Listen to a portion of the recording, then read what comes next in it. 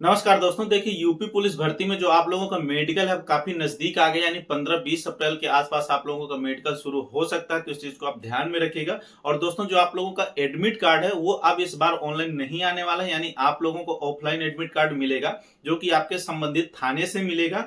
और इसमें देखिए इस तरह का एक आदेश पारित होता है, यानी बुलावा पत्र के रूप में, और इसको आप लोगों को एक प्रति दी जाती है या फिर जरिए दूरभाष भी आपको बताया जा सकता है, यानी जानकारी आपको मिल जाएगी।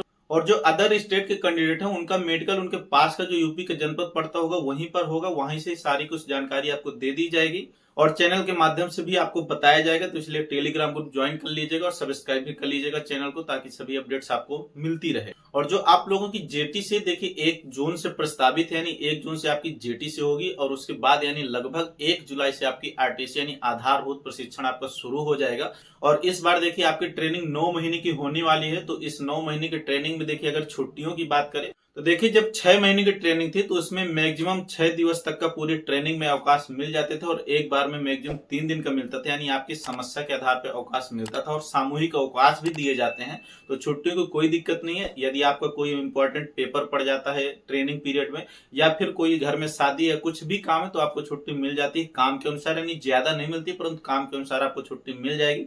हाँ, जैसे मान लीजिए कोई आपका पेपर या कुछ अन्य काम है तो हो सकता है उस टाइम पे आपको छुट्टी ना मिले, परंतु विशेष काम के लिए आसानी से छुट्टी मिल जाएगी। और जो आप लोगों की जेटी से उससे पहले और मेडिकल के बाद देखिए आप लोगों का पुलिस वेरिफिकेशन यानी सत्यापन भी होता है। सत्यापन में देखिए जितने भी आपने एड्रेस दिखाए होंगे सभी एड्रेस का वेरिफिकेशन करवाया जाता है, प्लस जो भी आपकी शैक्षणिक संस्थान यानी जहां से भी आपने पढ़ाई की वहां का भी वेरिफिकेशन होता है। तो इस चीज को आप ध्यान में रखिएगा, यानी हर जगह से आपका वेरिफिकेशन होगा, यानी जहां भी आप रुके हुए हैं क्या वहां पर आपके खिलाफ कोई क्राइम तो नहीं है, आपके संबंधित थाने पर कोई क्राइम रिकॉर्ड तो नहीं, तो सारी चीजें देखी जाती हैं।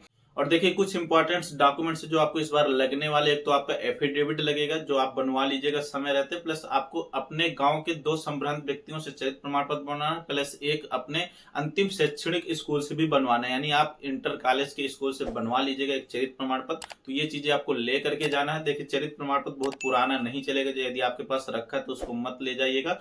180 दिवस से पुराना नहीं होना चाहिए, तो उसको आप देख लीजिएगा। और इसमें यदि देखिए ट्रेनिंग पीरियड में हम पढ़ाई की बात करें, क्योंकि इस समय काफी वैकेंसी हैं जो काफी अच्छे पदों की निकलने वाली हैं, तो इसको लेकर के अब बात करें तो देखिए ट्रेनिंग का शेड्यूल जो होता है उसमें आप काफी बिजी होते हैं। इसको मैंने इस वीडियो में सारी डिटेल बताया हुआ, ट्रेनिंग कैसे होती है, क्या क्या चीजें होती है, तो इसको आप देख लेंगे तो सारी जानकारी मिल जाएगी। फिलहाल मैं आपको बता दूं तो देखिए ट्रेनिंग टाइम पर आप बहुत बिजी होते हैं, बहुत कम समय मिलता है। इसके बाद देखिए थकावट भी लगती है शरीर में, तो आपके पढ़ने के लिए तो बहुत ज्यादा समय नहीं मिलेगा। और देखिए जो भी आपके पास समय थोड़ा बहुत मिलता है उसमें आपको इंडोर के सब्जेक्ट भी तैयार करना पड़ता है, क्योंकि इंडोर और आउटडोर दोनों का एग्जाम भी होता है आपकी ट्रेनिंग के बाद, तो उसको आपको क्वालिफाइड करना अनिवार्य होता है, अन्यथा ट्रेनिंग पीरियड बढ़ भी जाता है। तो इस चीज को आप ध्यान में रखिएगा। परंतु इसके अलावा यदि आप काफी मेहनत करते हैं और पढ़ाई के प्रति आपका रुझान अच्छा है तो आप 2-3 घंटे का आराम से समय निकाल सकते हैं और उस बीच आप पढ़ भी सकते हैं। अन्य जैसे आप यूपीएसआई के लिए या फिर आप अन्य किसी भी पोस्ट के लिए पढ़ाई अच्छे से कर सकते हैं। यदि इस भर्ती से रिलेटेड या फिर किसी भी प्रकार का कोई क्वेरी तो आप कमेंट सेक्शन में लिख दीजिएगा। चैनल पर नए तो सब्सक्राइब कर लीजिएगा। Thanks for watching.